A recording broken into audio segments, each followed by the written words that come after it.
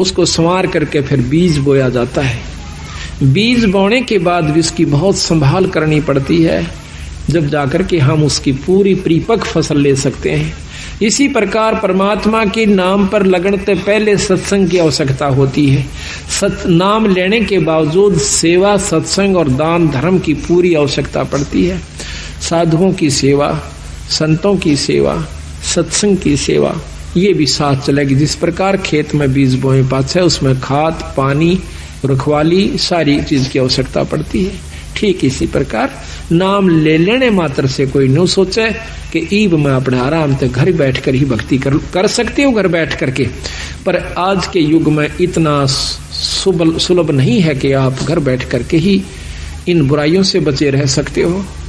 ये तो बार बार जैसे कितना ही सुथरा मकान हो और सारे के चिप्स ला रखी हो, उसको आप बंद कर दीजिए, एक हफ्ते के बाद खोलिए, उस पर दो सूत उस पर धूल जमी मिलेगी। जबकि खूब बंद कर दिए खिड़कियों को, दरवाजों को, फिर भी उसके ऊपर डस्ट यानी धूल जमी पावेगी। मेज पर देखना कपड़ा मार के एक हफ्ते के बाद। इसी प्रकार अगर आप सत्संग में नहीं आओगे तो आपके अंतःकरण में इतना मैल जमा हो जाएगा और एक समय ऐसा होगा कि आपको सुमरण और सत्संग कड़वा लगने लग जाएगा। आज आपने प्यारा लगे पर उस समय ये आपको सुहावा नहीं गा। कई बार आप पाठ करना चाहते हो, नित्यनेम नहीं कर पाते। कई बार नाम पर लगाना चलते हो, मन को मन नहीं लगता, कहीं और उलझेड़े मुड़ जाता है। कोशिश करने से भी नहीं लगता, उस दिन आनंद नहीं आता आपको। कारण क्या है कि आपके अंतःकरण में कोई मैल आ गया, किसी कारण से भी, किसी की द्वेषता का, किसी प्रिय मित्र की और कोई अप्रिय घटना का कोई भी विक्षेप आ चुका है, जिसके कारण आपको वो प्रिय वस्तु आज फिर अप्रिय होगी।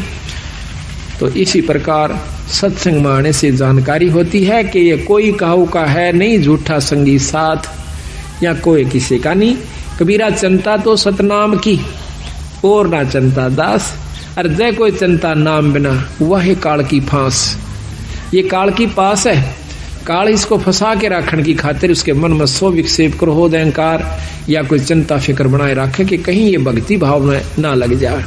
तो उस दिन और ज्यादा भक्ति करे, परमात्मा का नाम लेवे, कोई किताब धार्मिक पढ़ लेवे, अपने गुरु से मिलन की कोशिश करे, संत से मिलन की कोशिश करे, आसपास कोई सत्संग हो तो उसमें जाने की कोशिश करे, ताकि आपके मन का जो अंतःकरण के अंदर जो विकार आया हुआ है वो ठीक हो जाए।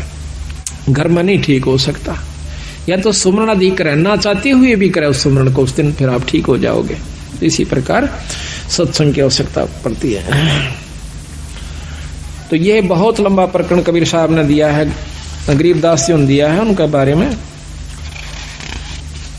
जो मकरा को बताया है। इन्होंने ऊपर बताया कि इससे ऊपर एक और शक्ति है भाई, वो क्या है? ब्रह्मा विष्णु महेश से, क्योंकि वो खुद भी विष्णु उपासक थे राम राय जी। सकल भेद तो से कहूँ रे जो मकरा, सुनियो शब्द संदेश सुनो राजो मकरा। अब ये योगियों का मार्ग तेरे बस का कोना भाई राम राय। ये ना तो आप ऐसा साधन अपना सकते, ना इतना समय आपको मिल सकता। अब बताता हूं सही भेद। एक शब्द संदेश, गुरु से उपदेश लिए पूरे संत है, नाम वो भी हो जो वही हो जो कि जो प्रमाणित है, फिर वो गुरु के पास वो सार नाम हो, और सार नाम के बाद आपको शब्द प्राप्ति करवावे। सार नाम के बाद शब्द का नंबर होगा। तो जब तक शब्द प्राप्ति नहीं होती तो भी आप पूर्ण मुक्ति के अधिकारी नहीं हो पाओगे। तो इतना गजब काम है। तो महाराज कहते हैं सकल भेद तो से कहूँ रे झूमकरा, तुम सुनियो संत संदेश शब्द संदेश सुनो राय झूमकरा। इन नैना दखलाइए रे झूमकरा, कैसा है वो देश सुनो राय झूमकरा।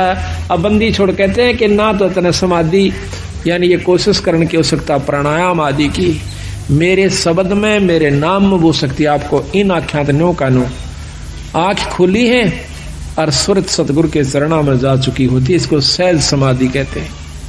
ये मेरे नाम में शक्ति है, मेरे शब्द में शक्ति है।